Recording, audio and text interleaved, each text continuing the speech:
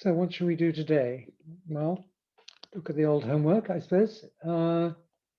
Again, send something through if you'd like me to go through it. Let's see, what were those last homeworks then? 47, 49, 412.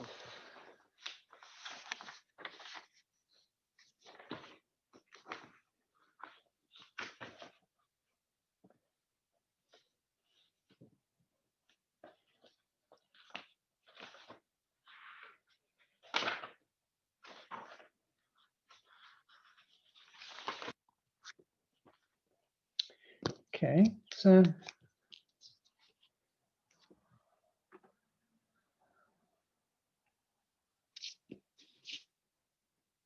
four, 7. I was just about to do it. Great.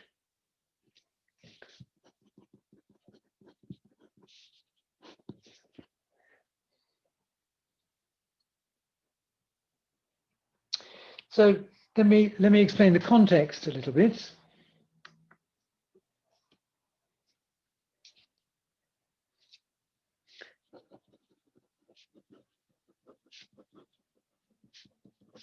Show that there is no definable class term W, so that ZF proves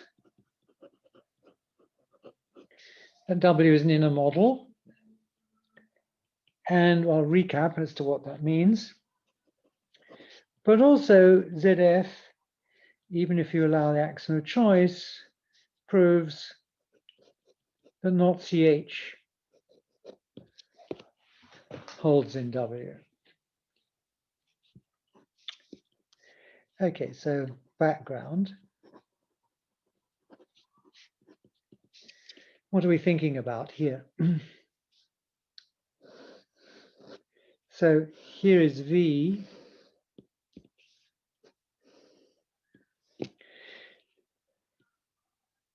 So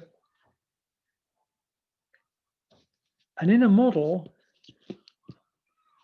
right, is like L. It's a potentially proper subcone of the cone of V, right?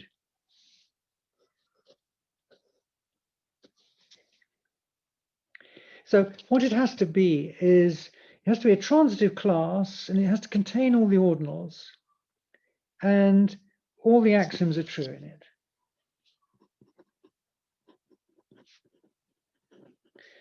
So W being an inner model says, 1, the ordinals are contained in W, it's transitive, and all the axioms of ZF hold in W.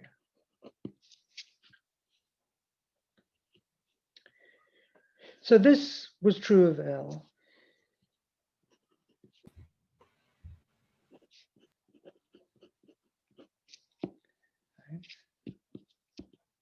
See, W we can think of, I can think of L as being, it's the collection of sets in V such that some formula is true.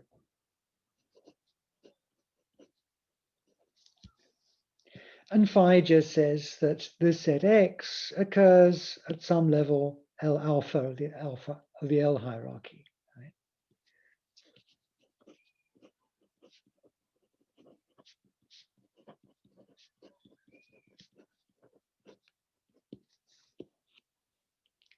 So, the function that goes from alpha to L alpha has a definition. This could be part of the formula phi here. Then the recursion that builds up the levels of L, that's also definable by a formula, so I can put that into phi. So phi gets longer and longer and says more and more things. But in the end, I can write down a formula that just says X occurs at some level of this hierarchy. So all the sets that satisfy this will form this inner model. Now the idea is, well, maybe if I take a different formula, I can define some W here. Right? so that I end up with an inner model of W in that it satisfies these three things. Maybe there's something like L, but different, right? But the idea would be that whereas in L,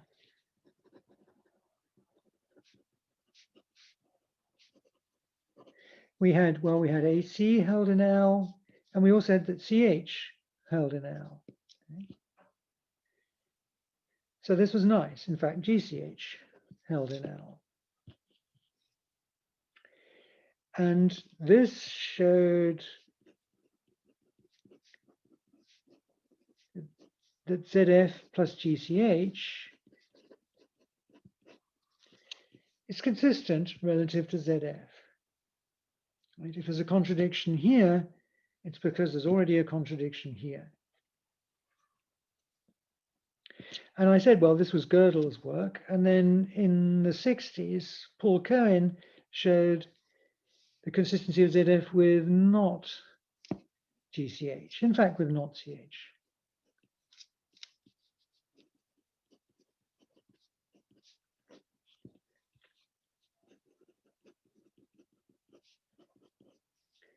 So this one is Gödel,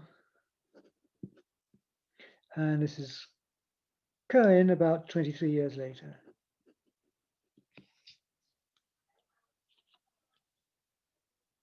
Sorry, this was Gödel. And I said, oh, well, this was actually a much more complicated proof, and it uses completely different techniques, actually, for this.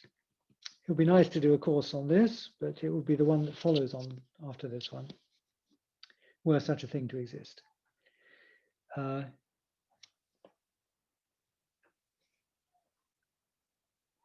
So you could muse and say, well, why is this so difficult? Can't we find a W?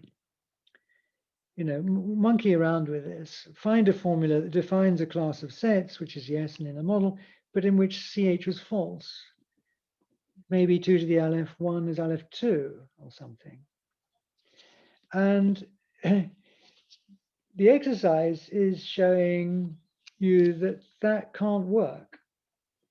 Right? If you've got an inner model, right, that's something that's provable to be an inner model, you can't prove that not CH holds there. And yes, I mean, this is probably a bit of a difficult exercise. So you could be forgiven for stumbling over this one. I put a little E next to it, I think. But in fact, one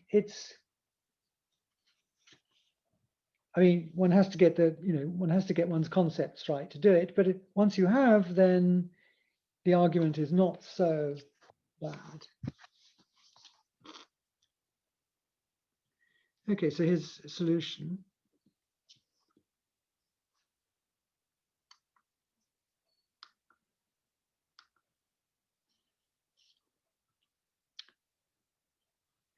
So we suppose for a contradiction there was such a W.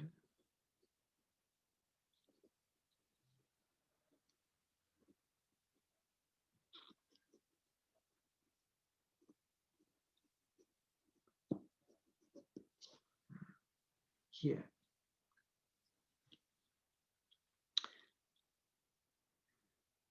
So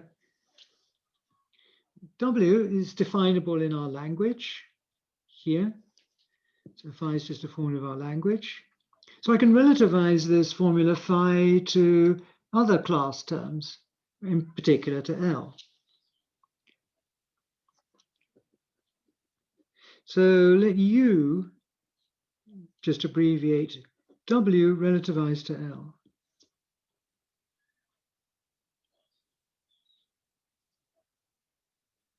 So what I mean by that is, the definition of W relativized to L. I mean, I do literally mean that. That's a correct thing to say. W may be this class. Let's call it something different, phi tilde, right? So what is U? And again, this doesn't have to be part of your answer. U is then the collection of sets in L such that they satisfy the defining clause for W.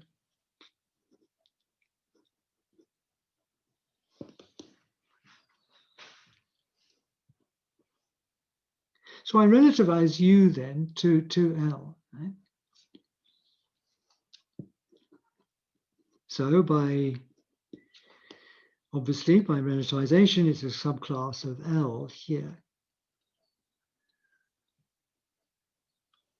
Now, L is a model of all of the axioms of ZFC. So in particular of ZF. So ZF proves that this is an inner model. Right? So in L, the defining formula for W defines an inner model for me. Well, that's U.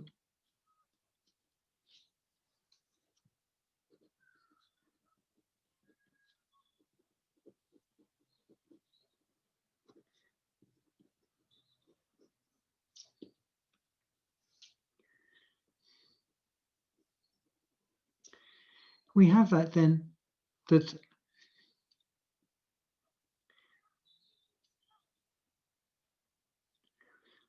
what is it I want to say? I mean, actually, no, I don't want to say this. I say something like it, but not this.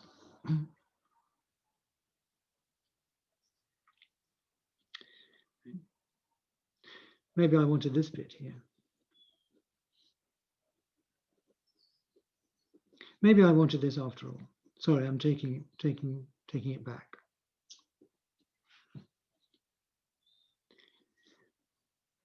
So this means that W, in the sense of L, is an inner model.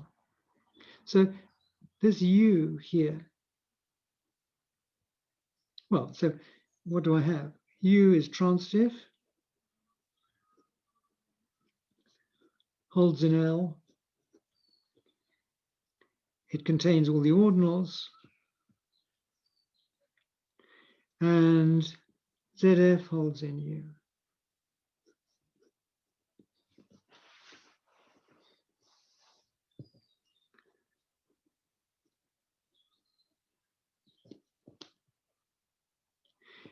I mean, all of this just amounts to saying that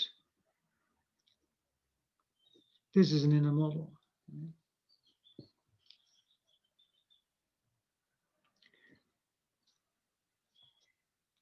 But now we switch perspective, right? What have I got? I've got this transitive inner model. Right?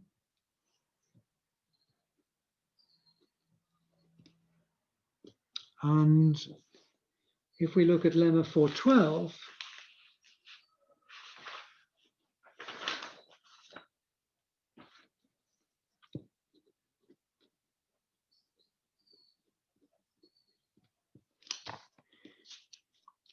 I could construct L inside U.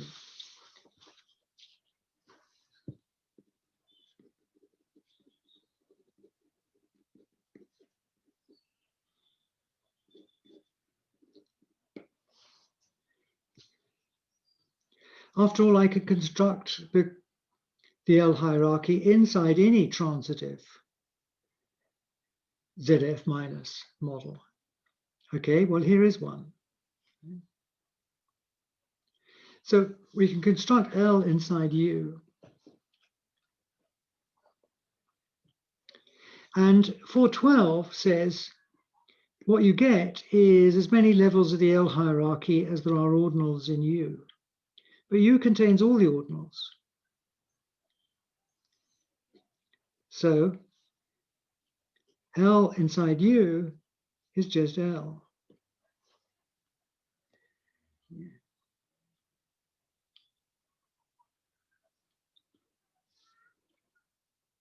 So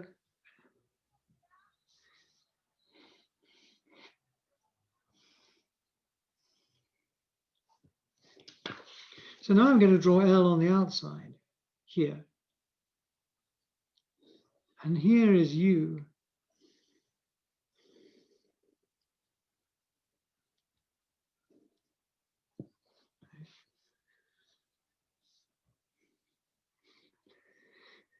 Okay, but L is the thinnest inner model of set theory, right? What have I got? I've got L. This is U is W created inside L.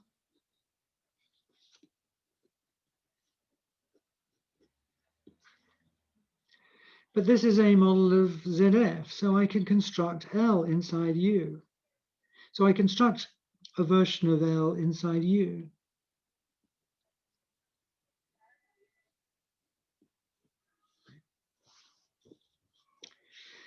But the lemma 412 tells me that I really get L by doing this.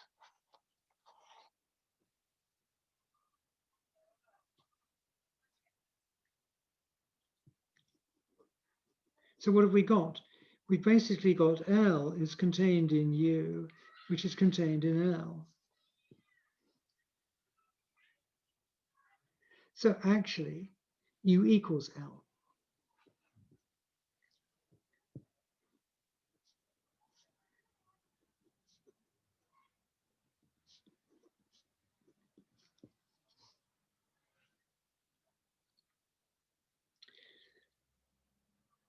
And this is how we will get that it's impossible that I can't prove in ZFC that CH fails in W. We're trying to do a proof by contradiction. Right? We're supposing there is such a W. So ZF, with choice if you like, supposedly can prove that not CH holds in W. Right? Again, L is a model of ZF. So L thinks that not CH is true in its version of W in U.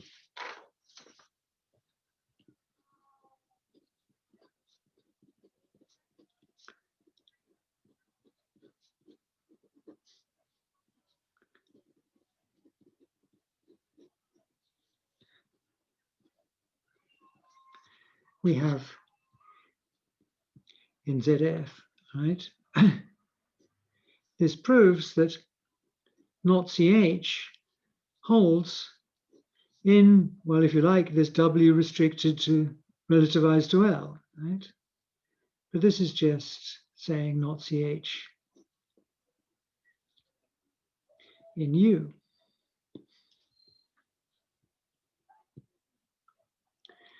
But this is a contradiction because we've shown that U equals L.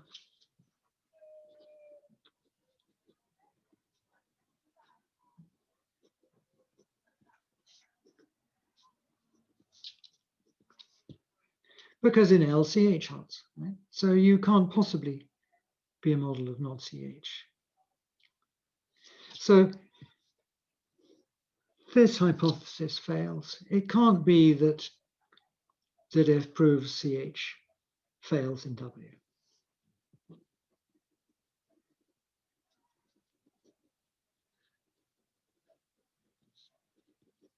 So we cannot have ZF proves not CH in W.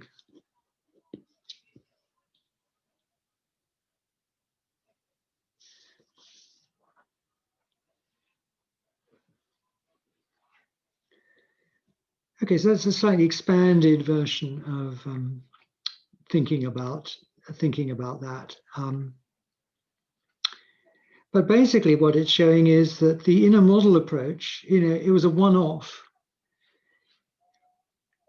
So Gödel hit upon this idea of constructing an inner model, but it's not going to work for getting us anything else. I mean, in a way, it's kind of, I mean, if you think about it some more, in a way, it's sort of obvious it's not going to work because by this kind of reasoning, because it's consistent that V equals L. So if it's consistent with ZF that V equals L, there aren't any proper inner models at all. there can't be any term that you use, such as the one we use to define W, won't pick up some proper inner model of L when it's applied inside L. It's just going to pick up everything.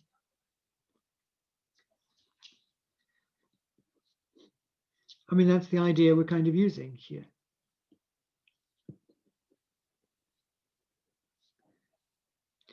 So we are stuck with the idea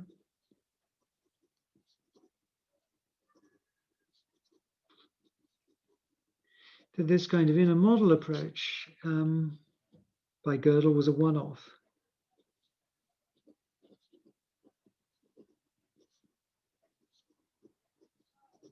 Sort of a one-off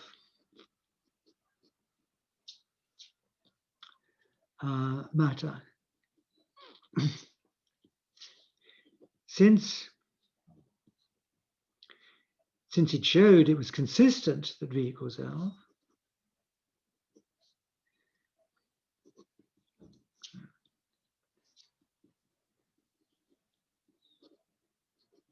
so we could not have precisely this question's the situation of the exercise.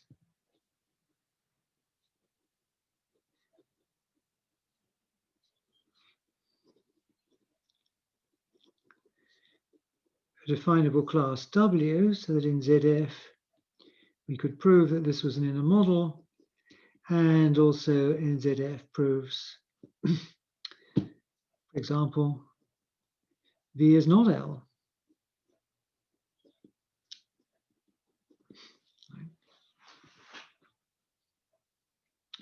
Because since it's consistent that V equals L, and that holds in L, I could look in L and I could do the same kind of reasoning that I just did. I can't find a proper subclass of L that's a model of the axioms by that lemma 4.12.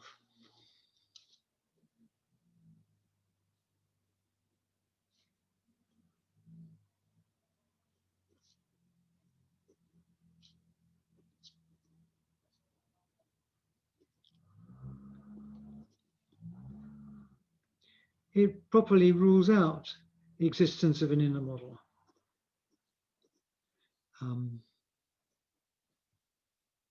Proper inner model of L. A model is always an inner model of itself by default. So proper meaning something strictly smaller. Okay.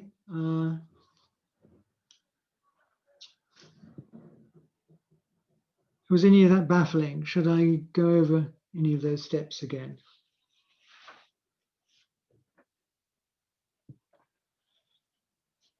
Yeah, so there was, one or two kind of little conceptual jumps there that one had to do. So that was not easy, I'd say. And indeed, it would be hard to come up with that if you've not noticed it before. So Shepherdson and I credited this to, he was a professor here until the 90s, actually in Bristol. So he was a Bristol logician. And that theorem or that observation on Gödel's approach was him, and he published it in the early 50s.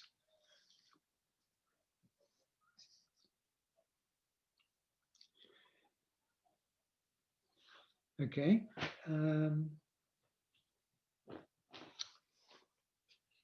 Let's try then.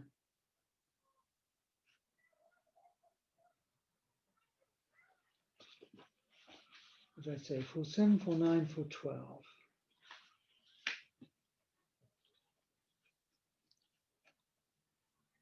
Okay, let's try 4.12. Is that all right?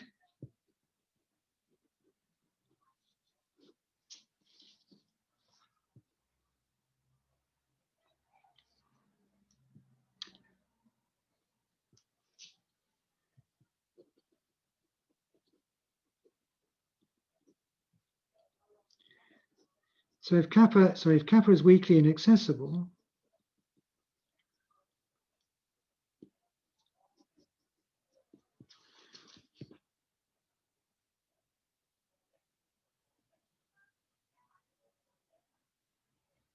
I'm not so sure that I've not done this one before,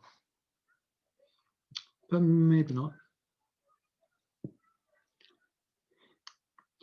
Then, so this says kappa is a regular limit cardinal.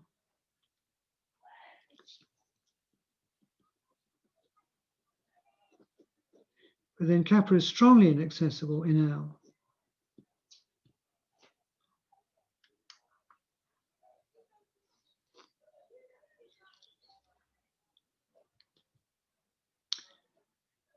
And the second part, lost it now, something about Marlowness.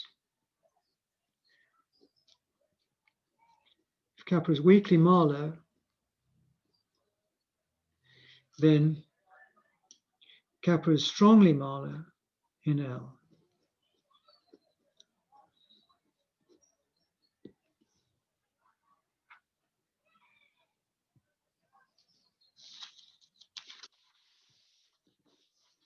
Okay.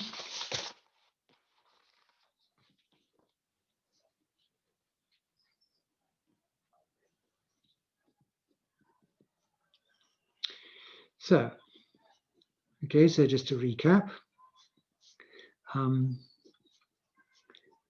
if kappa is weakly inaccessible, so kappa is weakly inaccessible if and only if kappa is regular and is a limit cardinal.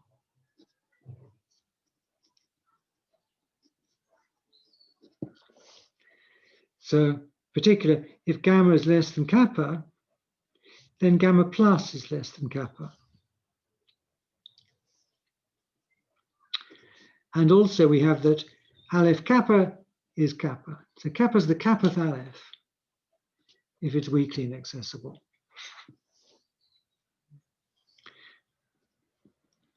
Kappa is strongly inaccessible if and only if kappa is weakly inaccessible and gamma is less than kappa, then 2 to the gamma is less than kappa.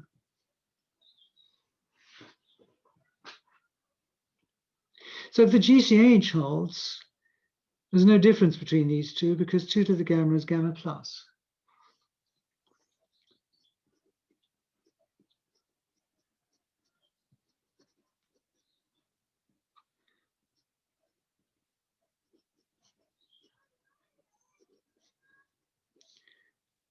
So kappa weakly inaccessible implies kappa strongly inaccessible.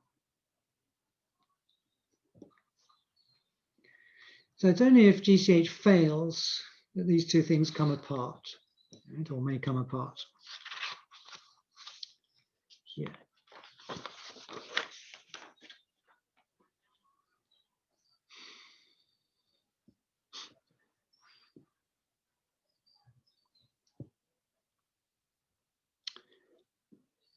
Okay, so that's some recap there.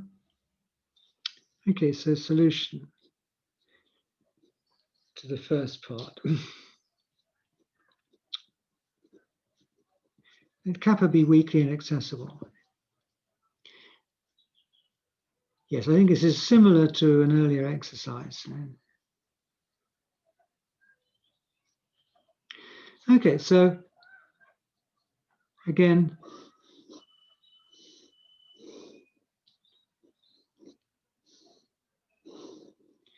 is L and V, here's a kappa.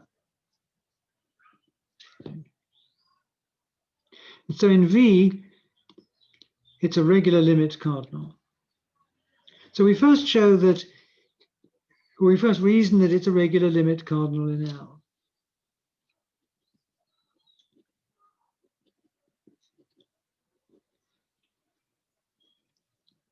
So if kappa is regular, then kappa is regular in L. And similar to that previous exercise, what would it mean for it not to be regular in L? It would mean there's a function from some smaller ordinal, its cofinality, unboundedly into kappa. That function might be there in L, but it's also there in V. So that kappa would show us that it was not regular in V. So it must be regular in L.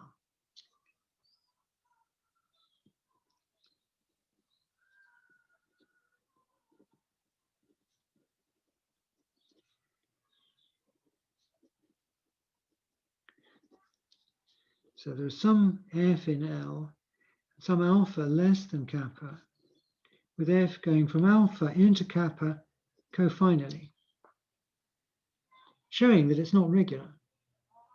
Right? It will be singular.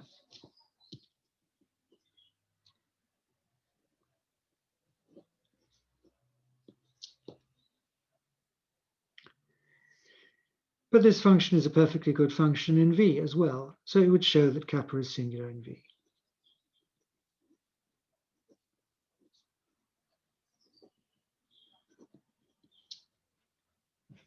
So that's a contradiction. So kappa is regular in L.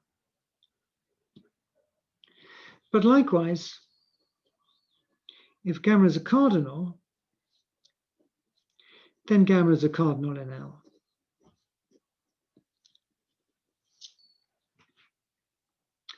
For exactly the same argument, but instead of saying there's a function that goes from some smaller ordinal cofinally into it, we'd say there's a function that goes from a smaller ordinal onto it, thereby establishing it's not a cardinal.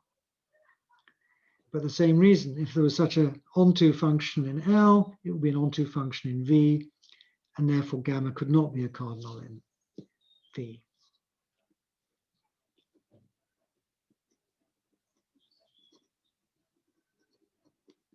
Similar to the above, using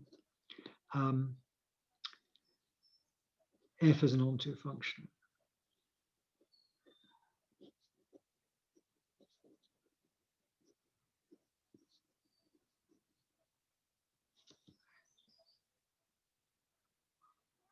So if it's regular in L. If it's a cardinal, it's a cardinal in L. So it's a regular limit cardinal in L.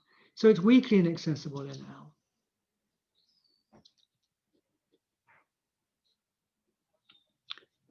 It's weakly inaccessible in L.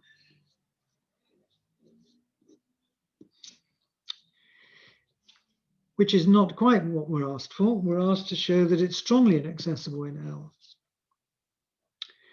But now my comment here kicks in, right? In L, the GCH holds.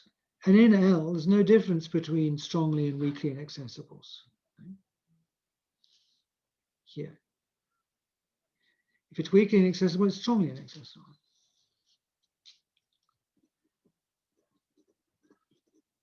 So I'll just say by the comment above,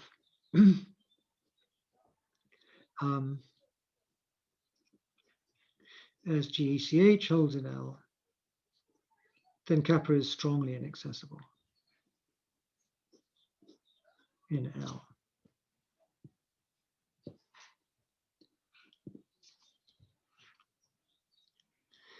So that's how I could say that ZF plus there is a kappa, where kappa is weakly inaccessible, implies, so if I've got kappa is weakly inaccessible in V, I have in L that there is a kappa which is strongly inaccessible.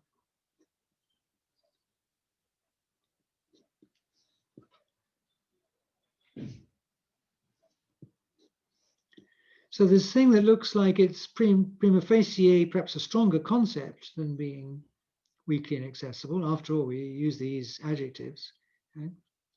Turns out in terms of consistency strength, they're the same. Because of course, as this is a stronger condition, strongly inaccessible implies weakly inaccessible. So I'm going to get this, right?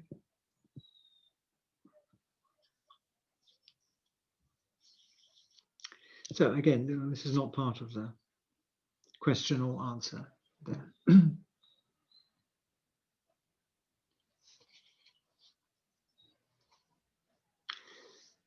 And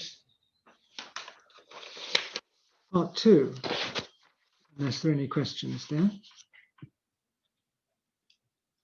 something similar looking, indeed it is, from weakly Marlow to strongly Marlow. Sorry, I'll leave that there a moment.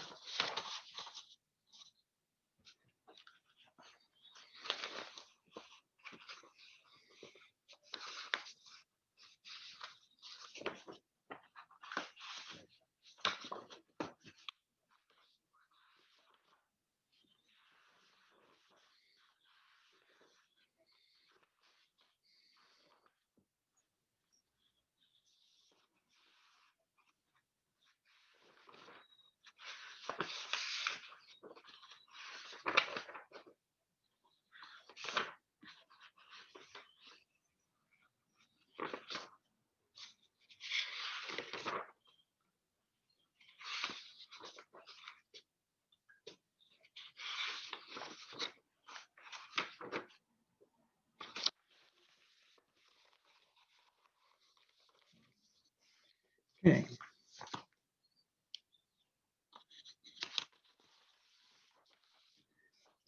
Just trying to find a number for the definition of weakly Marlow. Right? So, solution for part 2. Here.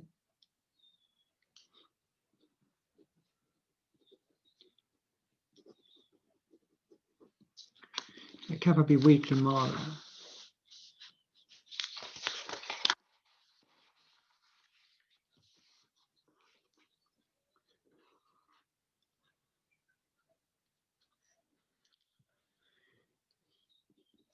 So kappa is weakly Marlow if and only if I look at the lambdas below kappa, says that lambda is regular.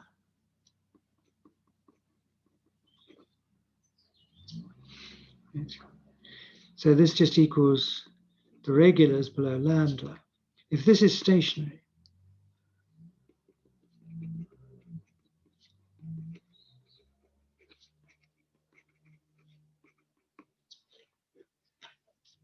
kappa.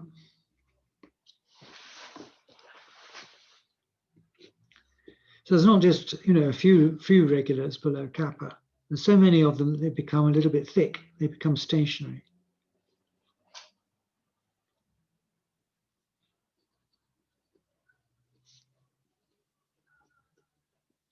So we saw that this implied, in fact, something stronger.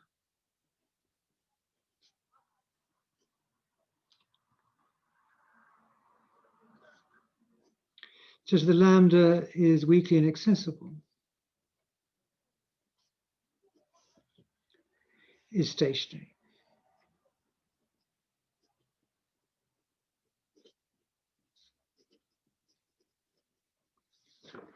Below kappa here. That's lemma 250.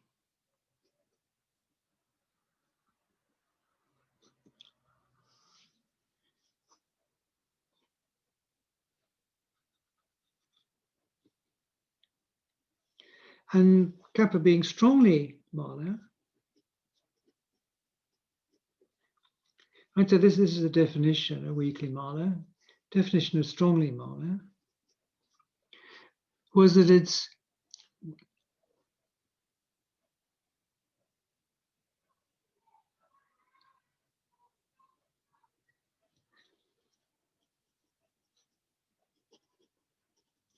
weakly Marlow and strongly inaccessible.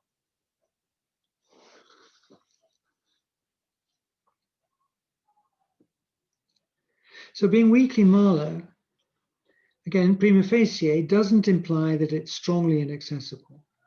There might be a gamma less than kappa when 2 to the gamma is bigger than kappa.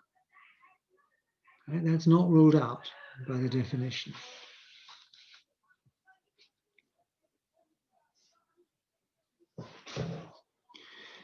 But again, the lemma in this part is rather like in the first part. It's saying in L, the two concepts coincide.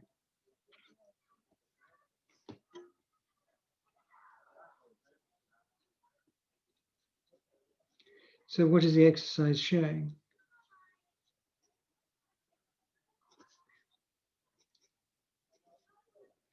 that in L, the two concepts coincide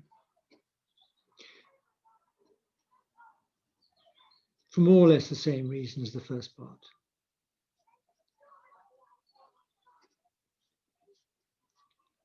Kappa is weakly Marlow, right? Will imply that kappa is strongly Marlow in L. Right, so this we'll see holds in L.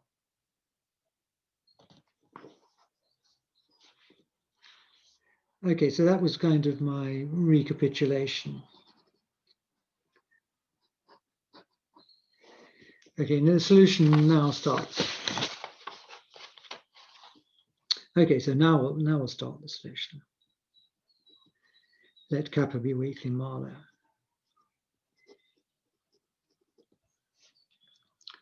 Right. Yeah.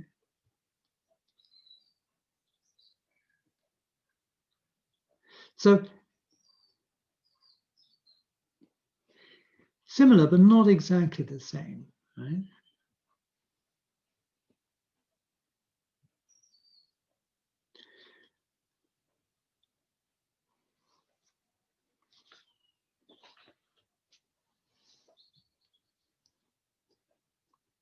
So let's take a closed unbounded set in kappa, which is in L.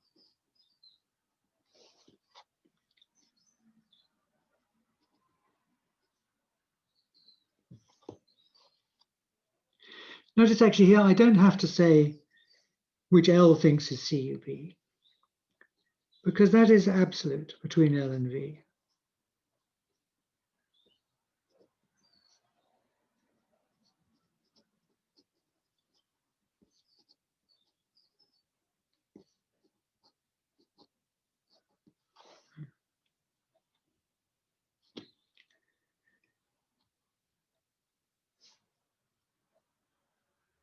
So I take such a C here, right? So I've got a CUB set, whether I call it CUB in L or in V makes no difference here.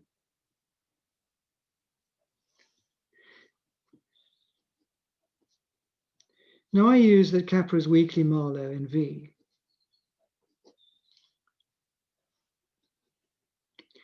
So this is a CUB set. So being weakly Marlow means that the regulars below kappa are stationary.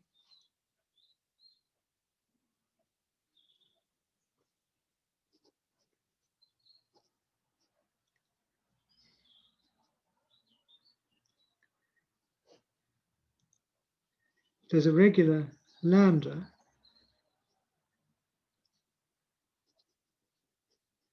with lambda in C here.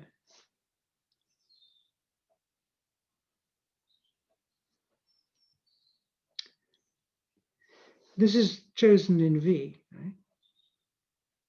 I'm using the fact kappa is weakly Marlow in V. So I find in V a regular cardinal, which is in C.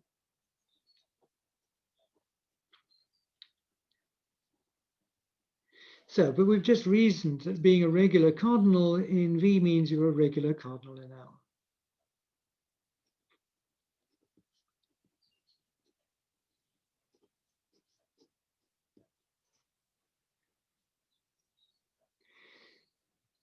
So by this kind of stepping out from L into V, finding something in the CUB set, we now step back into L and we see, oh yes, there's a regular cardinal, L thinks, which is in C.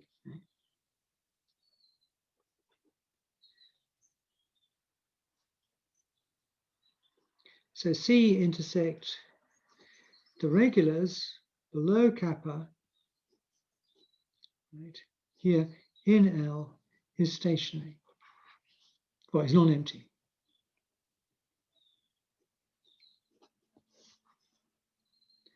But C was an arbitrary constructible subset of kappa, which was CUB.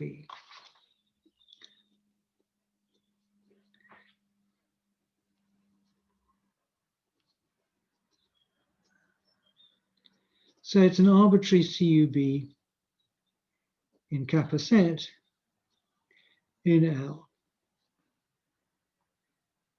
So this means the regulars in L below kappa are going to be stationary because they'll hit every CUB set.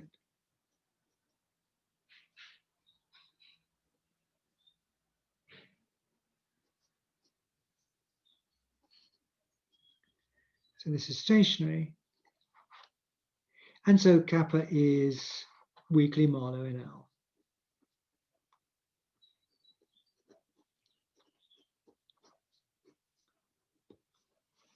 Here.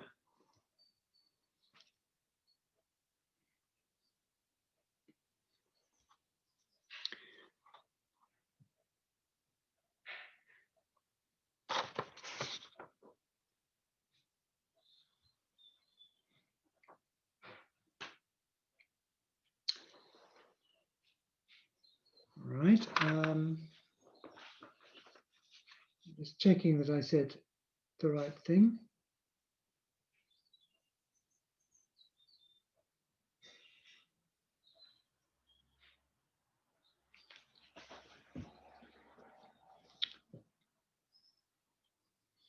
Okay, so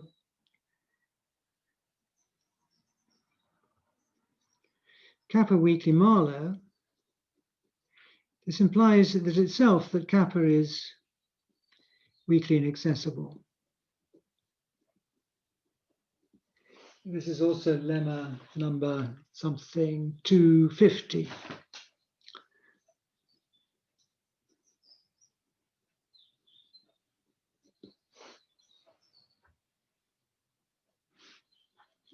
So the last requirement to make this a strongly Marlow cardinal in L, right,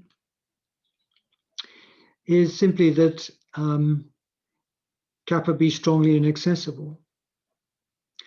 But all weakly inaccessibles of L are strongly inaccessible by the reasoning of the first part. Sorry, I've gone off camera. I'll repeat. In order to show we want that kappa is strongly Marlow in L, lemma 250 says being weakly Marlow implies you're weakly inaccessible. So we've got a weakly Marlow cardinal in V. It's weakly inaccessible in V. By the reasoning of the first part, we showed that being weakly inaccessible was downward absolute to L, and in L, it implied that kappa was strongly inaccessible. But that's what we need to declare kappa being strongly Marlow. So I'll just write that down.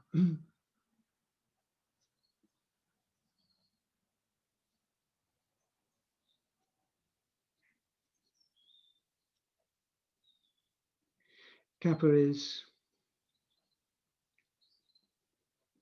weakly inaccessible in L.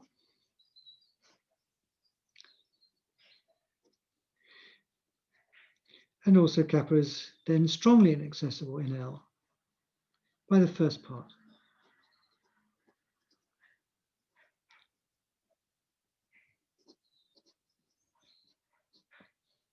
Here.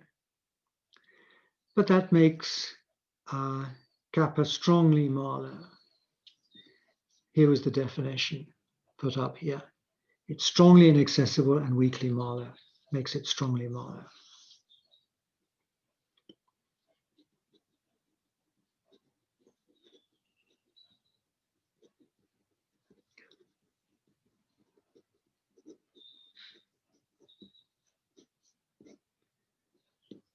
In L there.